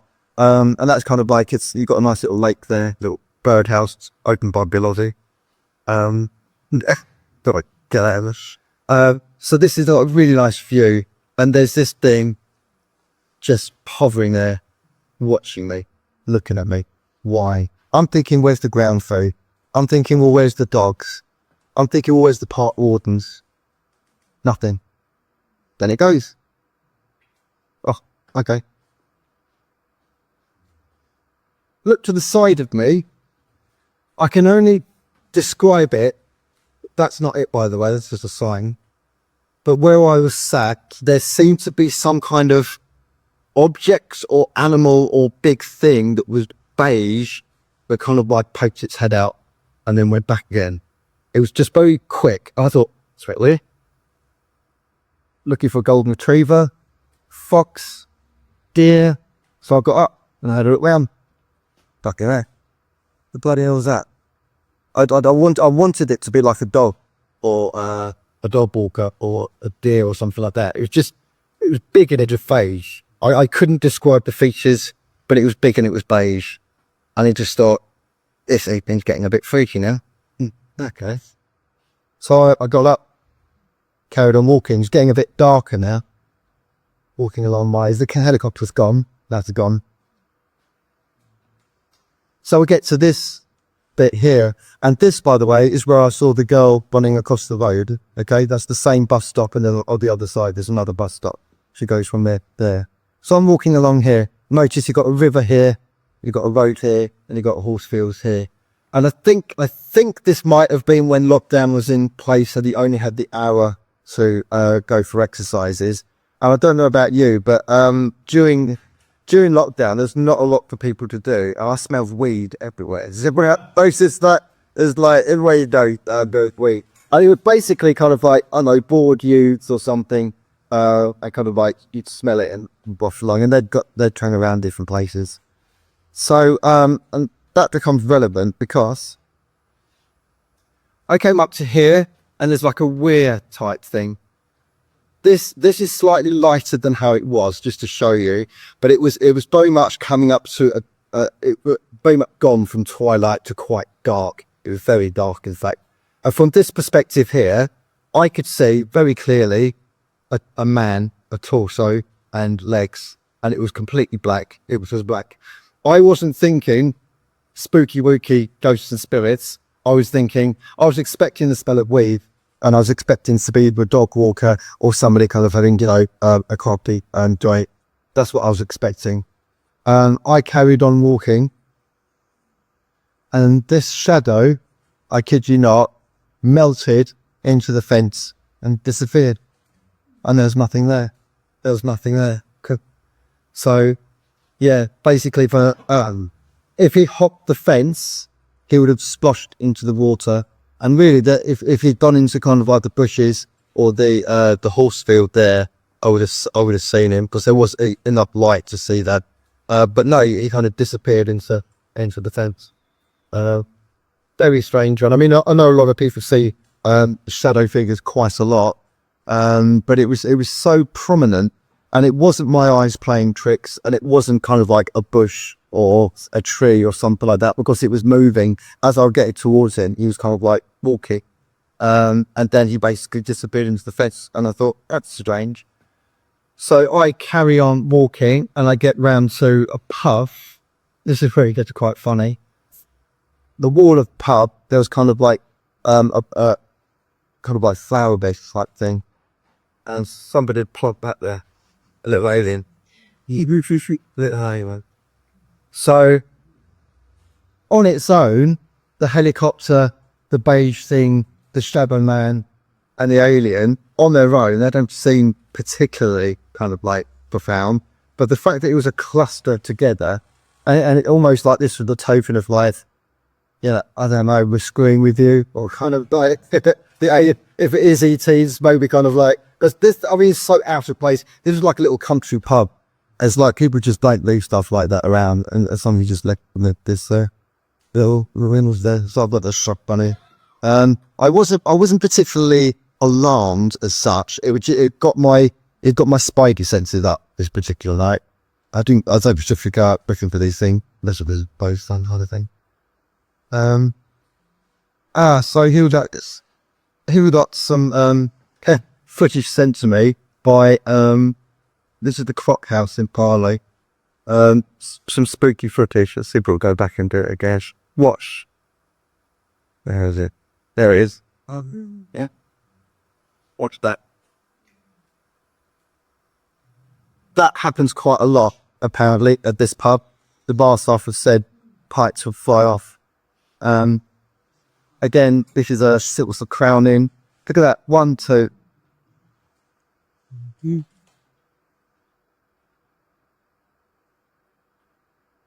Boom, boom. Interesting. And by the way, if people do have similar footage and they're happy for them to be shared, do let me know. I'd love to see them. And this is files. Bad.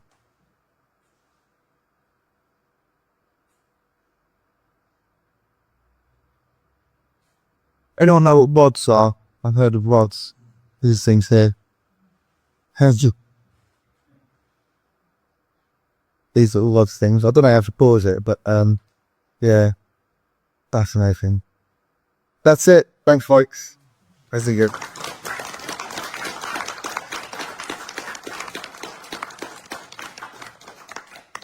So I think we're going to open it after questions and answers. So if anyone wants to stick hand up, I'll quite happy to then answer any like hi some.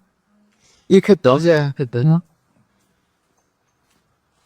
Can I ask about the cars and the flashing lights? Carbon flashing lights. Yeah. Oh, The headlights. yes, yeah. Could it be also that perhaps there is an energy within you that creates that kind of effect that just automatically creates the light in itself? Doesn't have to be a human hand doing that. Yeah. Maybe there is an energy in you that is, if you like, picked up or scanned and reflected back. Yeah, I'm open to all suggestions, so I'm not going to poo through any suggestions. Literally, kind of like, I really do always try and look for the logical and the rational stakes. I'm not somebody to try to automatically jump to a woo-woo conclusion, but sometimes it's hard not to. I've never kind of seen it that way, but I suppose you could argue that with the sliding thing and the speed lamps, if somebody is affecting speed lamps going on and off, that's quite valid. That maybe could be affecting car headlights as well. How that's happening, I don't know, and why it's only happening with some cars and some street lamps and not others, I don't know.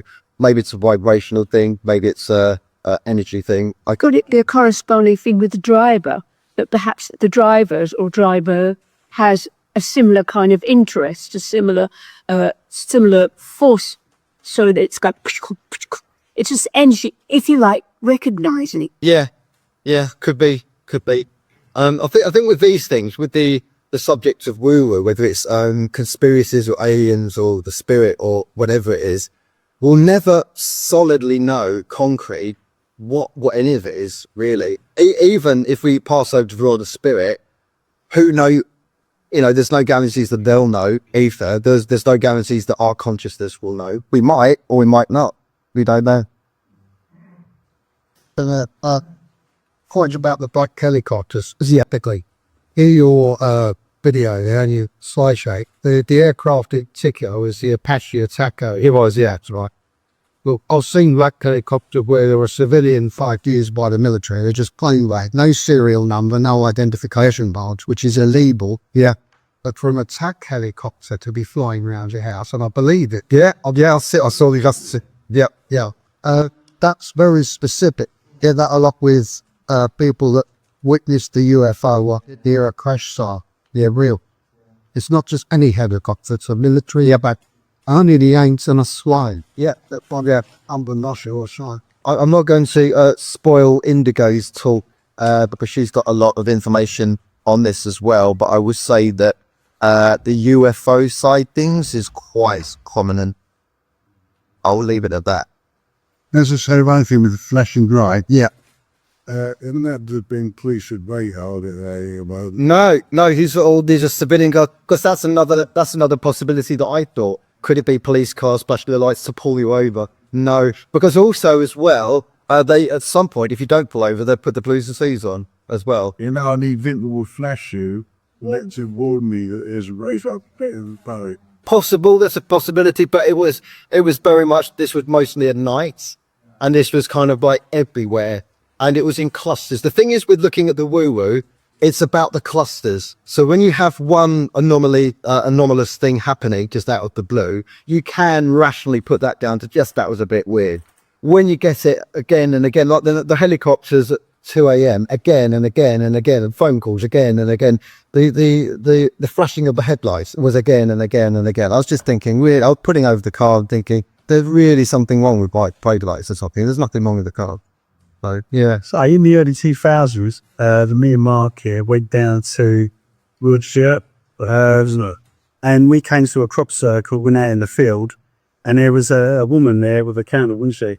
And this black helicopter kept coming down really low, buzzing us in the circle. And she kept photographing, really antagonising this helicopter. A little bit worrying about it, really, because like I say, I have no markings on it. It was completely black. Yeah. She uploaded those pictures on the internet. What we heard a few years later, she had cancer and died. We don't know if that's a young woman, but we don't know whether she was now cancer or not. But we found out later that she could die. But she was antagonising these species. Yeah, the other thing was I had a thought, we could go. He would go away. And as soon as the thought was going, it came back. You know, it's like you could pick one. Yes. I've had one specific instance, and I swear this is exactly how it happened. I had the helicopter. They don't usually do this. Well, I had a helicopter shine its searchlight in the window of my house. And this happened not too long ago. It might have been a couple of years ago. But it literally, first of all, you hear it buzzing, and you get like a chill feeling, just like, oh God, and you can feel it getting closer. And I open the window. I don't particularly like them, but I'm not really scared of them. So I opened the window to see what the hell was going on. And this thing shone its searchlight straight in the window, and which shut the windows. And then eventually kind of like buzzed around a little bit, then went up again. Yeah. With your narrative, that's happened to me, but it happened to me at a specific time in my life where I was beginning to sort of find myself and be more comfortable in myself. Right. And it sort of worked on me that it sort of shut that down. Interesting. So I don't know whether you were having anything in particular when that happened to you, but I do remember thinking that everything seemed to be on the up for me. And then Robert and I have known each other since we were at school together. He'd forgotten that there was one instance we were in a pub one evening, and there was a couple of fellas sitting near us, and everything we were saying, they were talking between each other. Or only, as he say, exactly. They're talking about the film, exactly that. They went to see Sanso film. Yeah. They're talking about this happening. And I'm thinking, what's going on? And it really freaked me. Yeah. At the same time, we were followed, but all the way from Dagenham, all the way to some friends we've got in Chelmsford, actually to their road. Yeah. All the way by a white band. So it was that time when I think I was becoming more aware. But no, I was just saying in myself, I was becoming more comfortable in myself. And this is really unnerving. And I certainly found these few instances, you suddenly don't want to go out anymore, or you don't want to be, there's some tap. Yeah. The thing about it, if I could just say about it, is with all of these events and these things that we're talking about here, it does seem to me that people with a particular sixth sense or resonating or vibrating at different frequencies and being able to perceive these frequencies And this can sound a bit conspiratorial, but the thing is that, Or in the right place. well, I mean, I just think that some people, because if whether he is here now for the light, you bet your bottom dollar there's other people doing it for the dark. Cold. Accept 100%. 100%. So therefore, that's how we do it on the radar. Yeah. Because they had their circles, they censored it, okay, we've got Indigo and that end is. Okay, they're out of that. Why? And they would pick it up because they could, not only will they have physical context, but they had their invisible context. Yeah. You know what I mean? Yeah. Also, the fact there's a remote viewing. And I think that people like us here, across all the planet, or they're all the land masses. It was a threat to the status quo of, it was like, but as humanity, it was up own as a soil. And we'll grow. Yeah. So this is why this talk that I was going to do is going to be a little bit of my life and things going on and the conspiratorial side thing. It became quickly apparent that my life was going to have to be one talk and the conspiracy side was going to be another talk. But my personal feeling is that we are living in a kind of prison planet, but I think there could be different purposes for it. This could be a DNA library for some kind of species. I can experiment. It could be a place to plonk troublesome souls. Yes. It could be literally a slave race to mine gold, as with AP and Zachary Sitchin and all that kind of thing. Smearing tablets. What are the other theories about what this place could be? An experiment, a library, a school for learning souls. A definite school. Yeah. I thought, I think it could be all of these things. I think it's be all of these things. And I think It's like penetrating with other dimensions and other levels of frequency. yeah. It's doing all those things, but everyone seems to have a vested incest. And it's open faction time over there.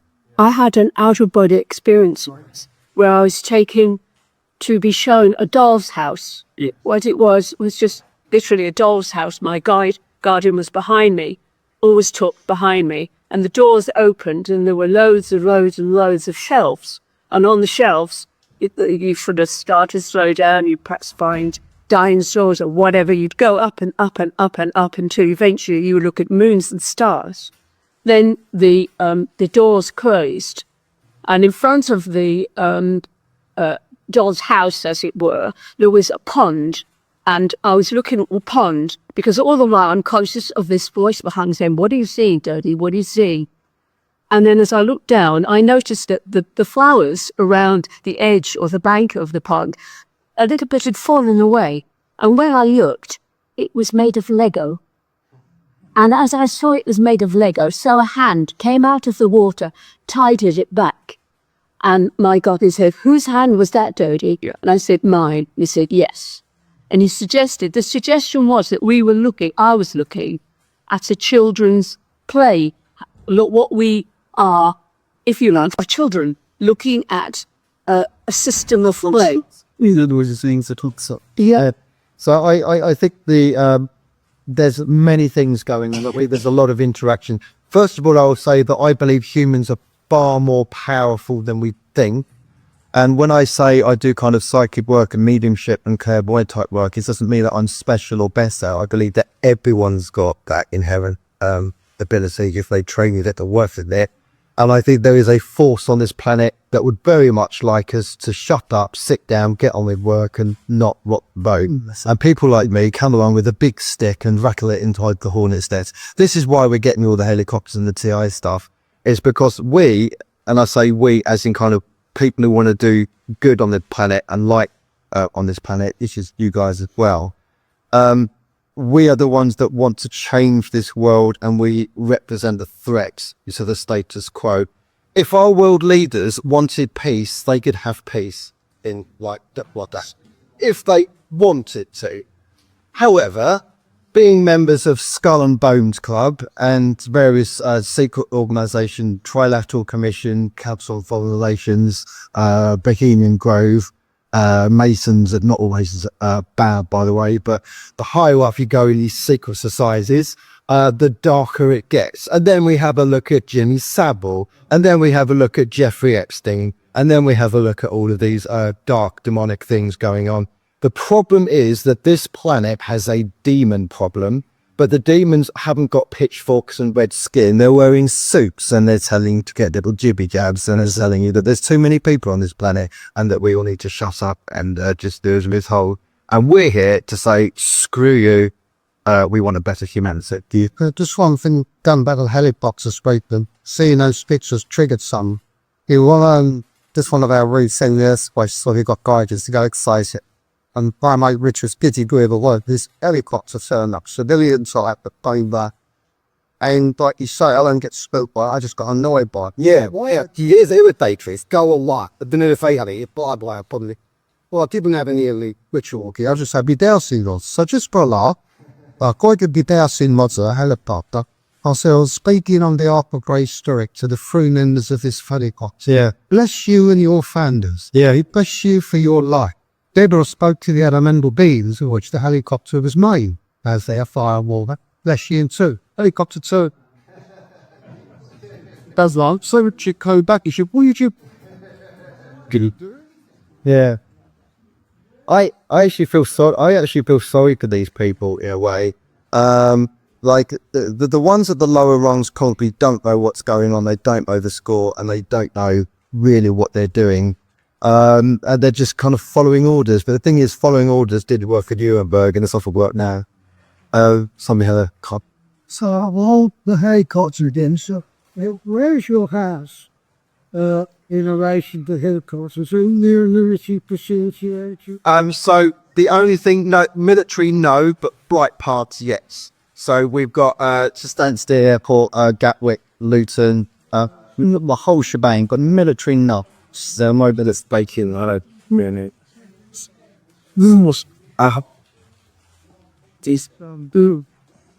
producer is Stanson. But that's the scenario. Yeah, copies us with God Apaches. They can't promote you and stuff. Yeah. The thing is, I'm well aware that the British Army and the American Army had Apache helicopters, but what the hell are they doing certain by how? That's the thing. Not to what it could be other black dancers, but To do what? by gas sign in the last you with gas. Yes. Any other questions? Okay. And your house through your regarding the teddy bear. Is there any history to that house where you had? No, it was a new house. It was built, well, I say new house. It was built in 1973. I think no previous occupants and no previous ghostly activity. No.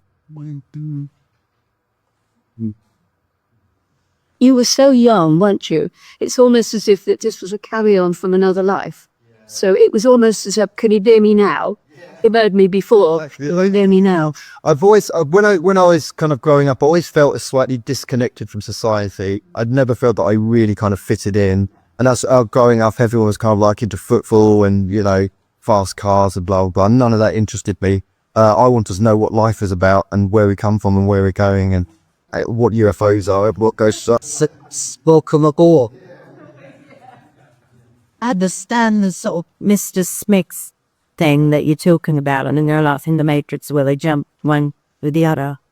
This has been 7 times where various different people I might be interacting with, but suddenly the same element comes out of them at me.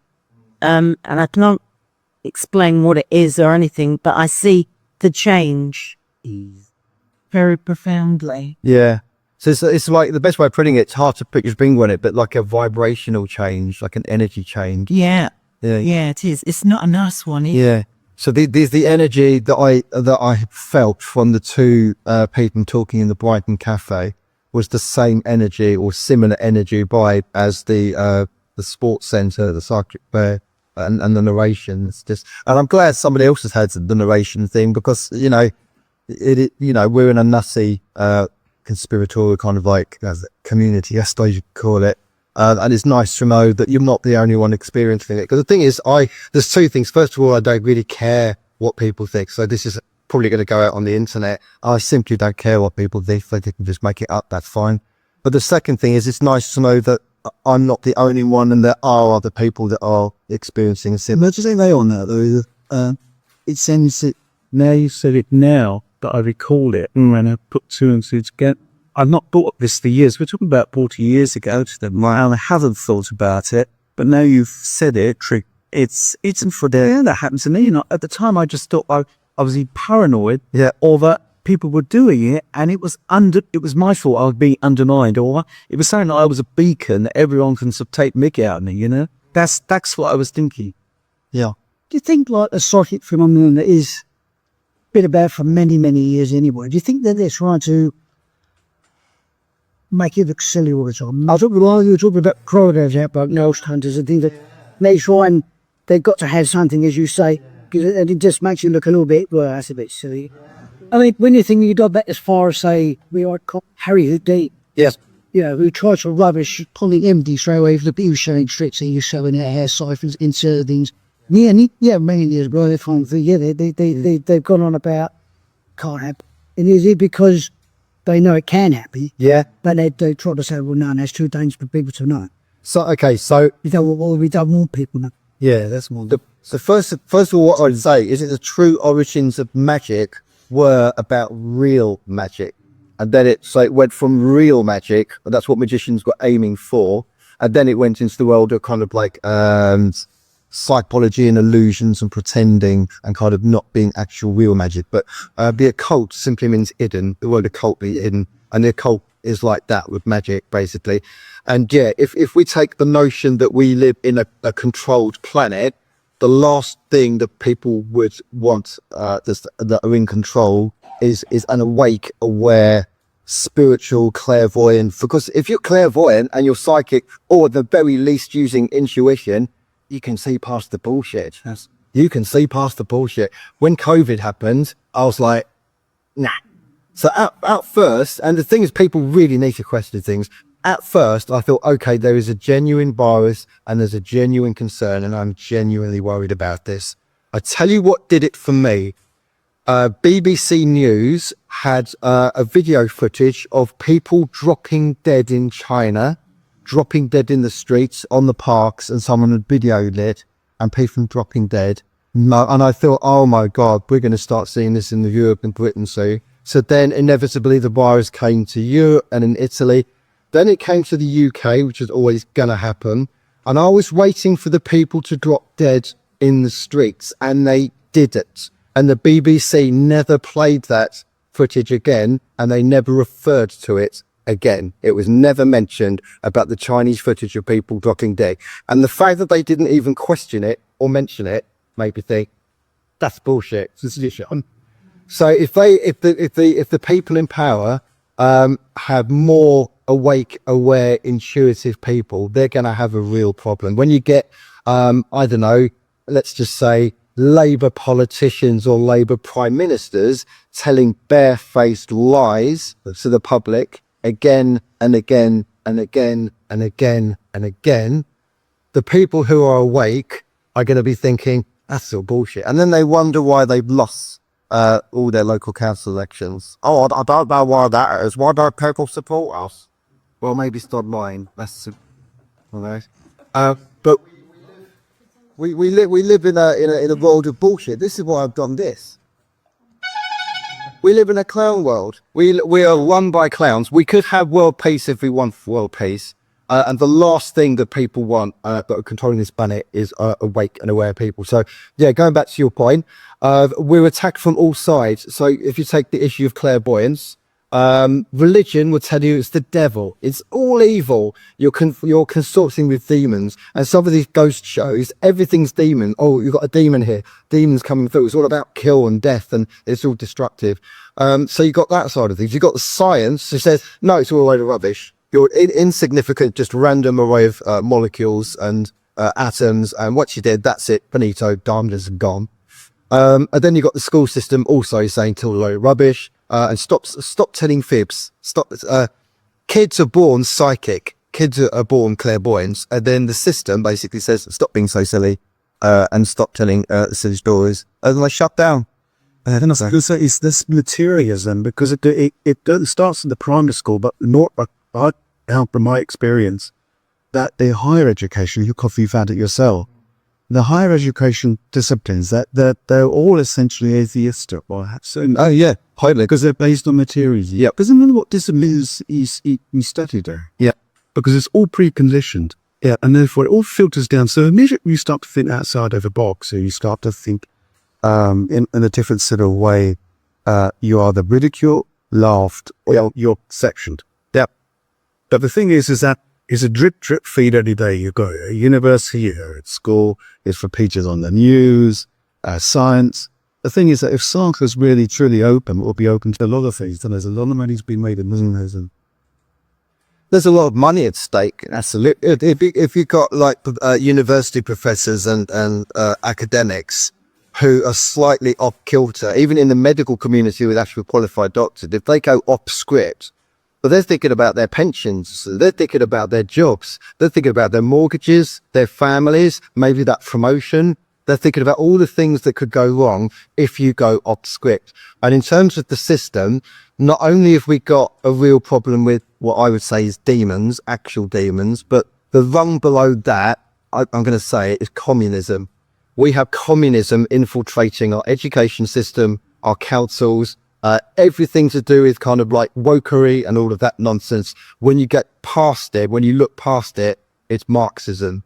Have a look at Keir Starmer's little passport thing where he went to the Czech Republic, Czechoslovakia back in the day, to go and study communism and how the communists were controlling their people.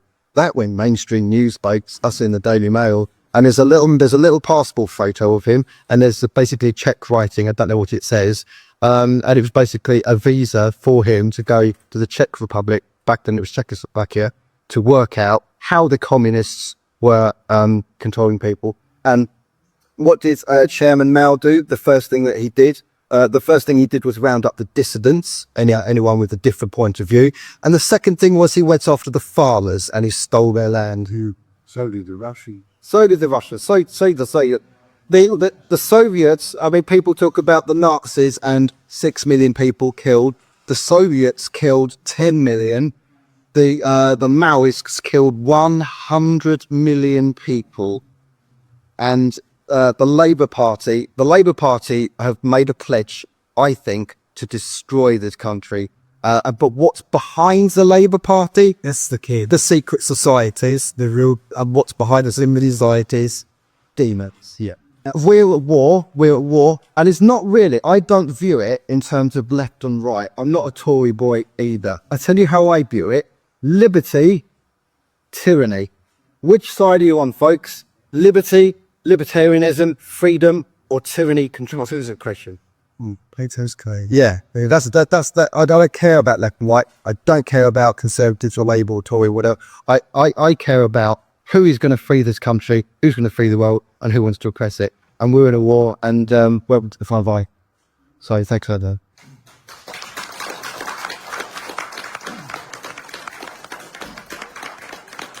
Shall. I'll just hang on a minute. When this goes out, this video, take a good look at it, because in this second half of this, there was loads of offshoots. There's none now at this moment, but in the second half there was orbs flying all over. I'd love to see that. So when this goes out, the second half, There was none in them, kind of splayed out. there was none in the first I half. was feeling cold over here. Well, as I was talking the second half, Weird. I was feeling cold. I did get that for the first part. There was none in the first Yeah. but it was only, So actually went and there's none now. really weird.